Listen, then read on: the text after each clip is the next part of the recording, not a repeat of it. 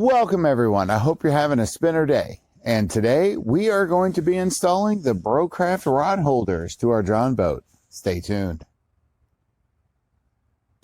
Bro, it's Angling Outings with Josh and Cletus, bro. Angling Outings is brought to you by Retro Backbeat and Josh and Joe Production on YouTube. Now, I am not a sponsor or a paid affiliate of Brocraft, and I did come across these rod holders through a Christmas gift from my beautiful wife over the last Christmas. I have picked these out. I really think these are going to be good for us, and they look a lot like the Scotty rod holders, which Scotty is a proven brand to be dependable. Their longevity is really good, and they're really tough. They last a long time. They do what you need to do, and just the dependability of the Scotty rod holders is well worth its price, which they are about $25 a piece, which for two of them, they'll run about $50. I received these from my wife. She paid about $33 for the both of them. So we're going to see how they do this year, and subscribe, click the bell icon to get notified for all my future videos, and you're going to see these rod holders in action for catfish, walleye, crappie, just whatever we happen to go for this year. Now, there are a few ways where you can install a rod holder to a boat. Now, one thing is, with Jon Boats, there's a fad of installing casting decks to the front and sometimes to the back of the boat. And for typical bass boats, you're going to have a deck. So I do actually prefer using the flush mount with your casting deck, because it makes it very even to your deck, and when you're not using your rod holders, you can actually use that space to store things and possibly not stub your toe on this big base right here. But also with the Jon Boats, with your bench seat, you can actually install these pretty close to the edge, either direction, and they typically will be out of your way for when you're spinning back and forth between the front of the boat and the back of the boat. So if you're doing it on your bench, you're going to be pretty much okay. But if you're going to be putting it on your deck, you're probably going to stub your pinky toe on it, and you're going to be regretting not getting that flush mount. Now, a couple other ways that you can install it is on your bench seat right here. You could do it long ways, or you could do it crossways. It's all going to be workable, and it's going to be fine. The way we're going to be installing our rod holders is going to be right here on the side. We're going to be putting it right up against the top of the side here. And yes, I am a stickler for drilling holes into the side and into the hull of your boat, because every drill you make is going to be an increased chance of having leakage within your boat.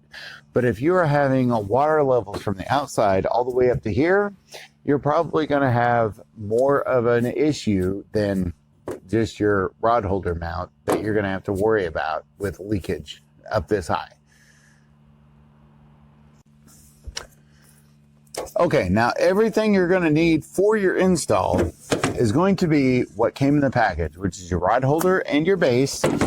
You're going to need your bolt, your nut, and your washer. You're going to need a screwdriver and a socket, and you're going to need a cordless drill with a drill bit. Now, I do recommend using the titanium drill bits, because they're going to go through your aluminum like your Aunt Bethany in a cat fight.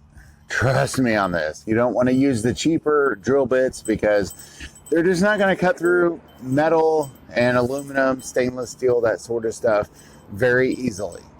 So use the little bit higher quality stuff that you can find at your discount tool supplier or your big name tool retailer. Now let me show you a little something about the drill bit. Now you want the drill bit to be at least the size or diameter of your bolt. Now, I do recommend going just slightly bigger than the bolt that you're going to use. And a good way to do that is with your base. If you are to put your drill bit into your base, it will be very little movement. See there, I'm trying to move it. And it's going to be snug. It's going to be rubbing right up against all parts of the whole install that you're going to be doing. So that is the best rule of thumb I have for picking the best diameter of drill bit for the bolt that we have. And today, with this product, you want to test this out with each individual product. Our drill bit size is 1/4 of an inch. So it can vary within product, within brand. You just want to check it out and see exactly what size you're going to need. So to begin our install, we are going to place our base exactly where we want it. Now we're going to stick our drill bit inside the hole, and we're going to give it just a couple of spins. There we go. We're going to make a mark right there, if you can see that mark. And with that mark, we're going to continue to bore out the hole that we need to be able to finish our install. And as you see, there are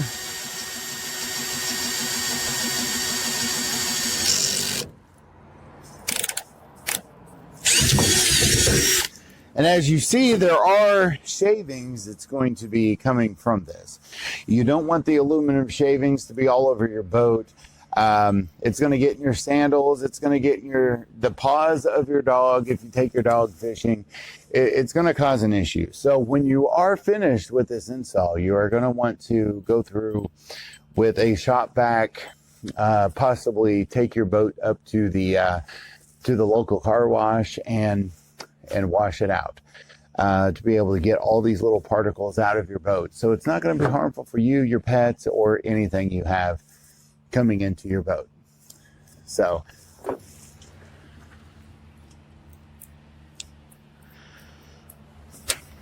all right, my next line of advice is to go ahead and install that piece just to see if that's going to be accessible for what you have. And it looks like it's going to be. Now you want to tighten that down. You don't want it, very tight. You just want it finger tight. Excuse me. And then you're going to want to do another part. I suggest going catty corner, which is the exact opposite. Meaning if you're going to do this one, if you're going to do this side first, go ahead and do that side next. That way it's going to lock your base down to where it's going to be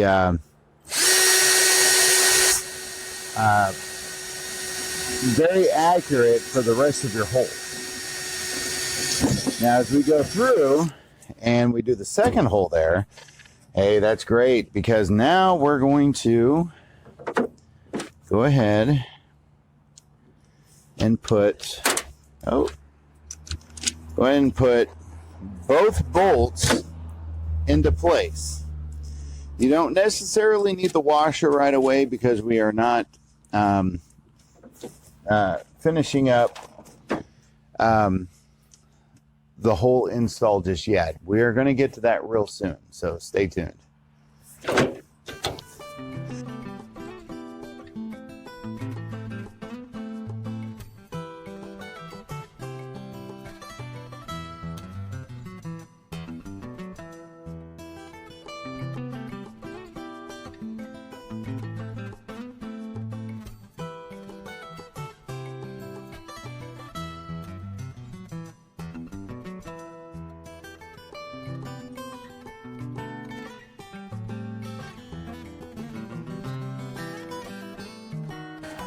Now your finished install is almost complete. we have the bolts, the washers, the nuts all combined, all connected. Now let me show you exactly what we're going to do to be able to lock these nuts into the bolt to where they're not going to work loose driving our boat down the road and with the impact of the waves that is on the water, because that can always loosen up your bolts and make your install loose to where you're gonna have to keep tightening them up, bro. It just happens. So check this out. Now to secure our mount, we're going to put a small dab of water sealant silicone on the bolt of our post.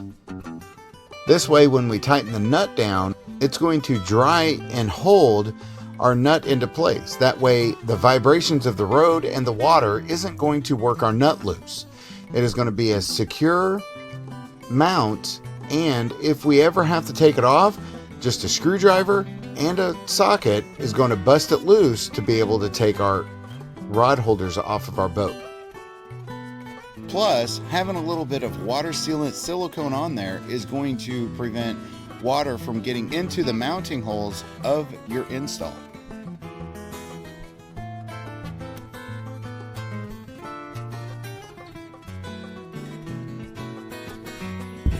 I hope you enjoyed today's video and got some insight on rod holders on your boat. Now, don't forget to check out the Brocraft company, and I'm going to include their website right here. And if you'd like to see something different on the show, different credits, different kind of topics, please leave a comment below. Let me know if you like the channel. Let me know what you'd like to see different. And I'm doing this stuff for you guys, so please be involved. Until next time, I'm Josh. This is Angling Outings. Thanks for watching.